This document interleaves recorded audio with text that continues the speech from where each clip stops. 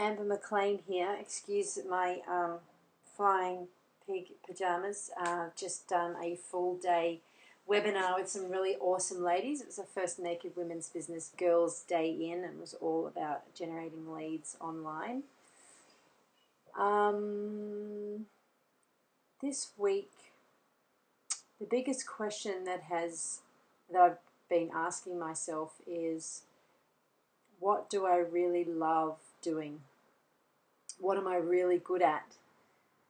And where do I get the most fun? What really fills my heart? And the reason why that's come up for me this week is because I've found that, I guess, if it's possible, I've been listening a little bit too much to what my market wants and not listening enough to my own heart. And that's something that I don't wish for you.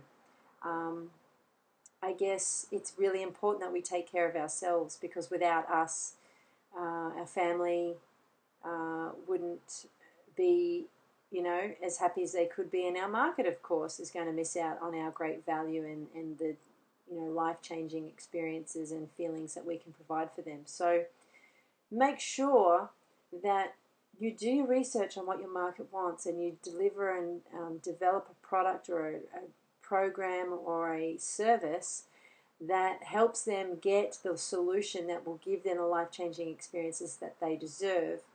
And also make sure that you take care of yourself and you provide yourself with the life-changing experiences and feelings that you deserve, because you're very important. So this is what it's like after you make your first sale. You've just gotten off the phone with someone and you've gone Visa card, MasterCard, and they've gone, where can I pay you? When can we start? So basically what occurs is you put the phone down and you go, yes! And you start having a little bit of a dance. And you high-five yourself. And you're so excited you go, I've got to tell someone. So you sit down at your desk and you come to Facebook. And you share the joy with all of your fellow Naked Women's Business friends. Hello ladies. Thought you should know what it's like after you've made your third sale. This is what goes on for you when you've made your third sale into your high-end program.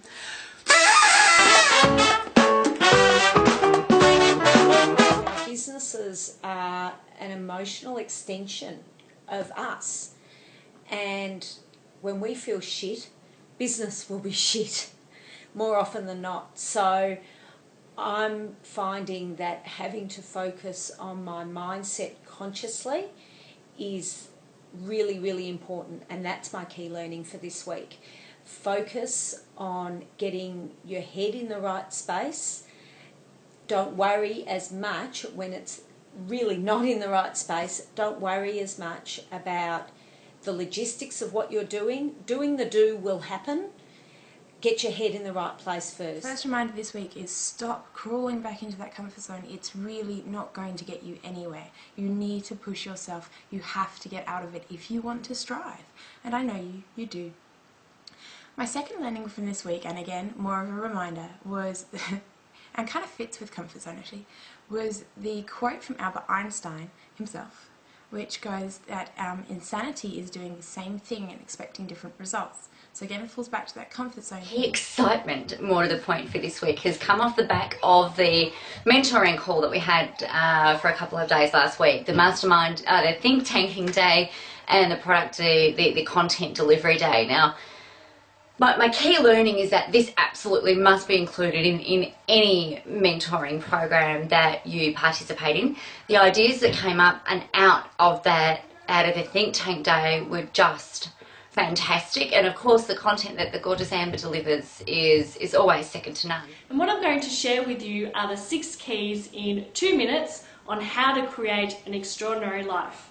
Okay, so let me just get my timer here.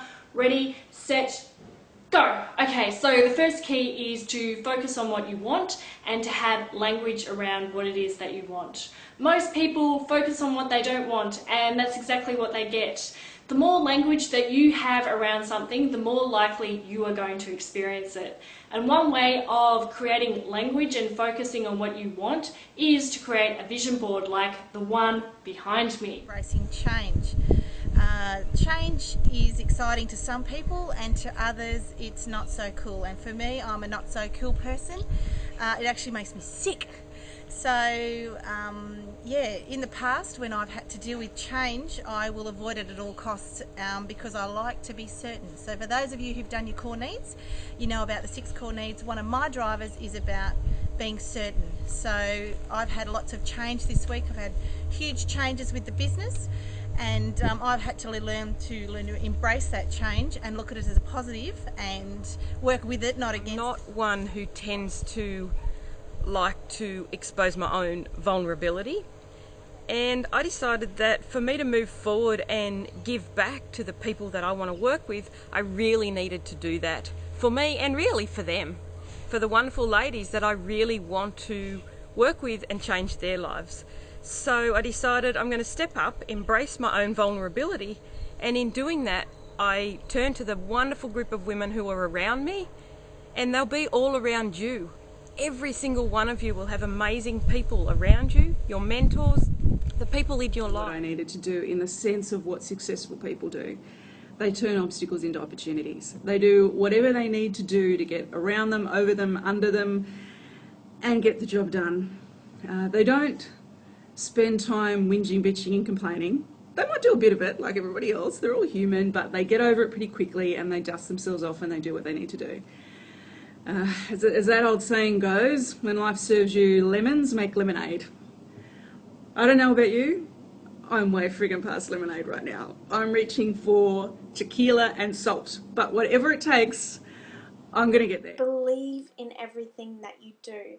If you really, really want something and you're passionate and you desire it, then you need to believe that you will get there, that you'll get the results. You need to believe that you'll get there, but you also need to visualize yourself at your end goal.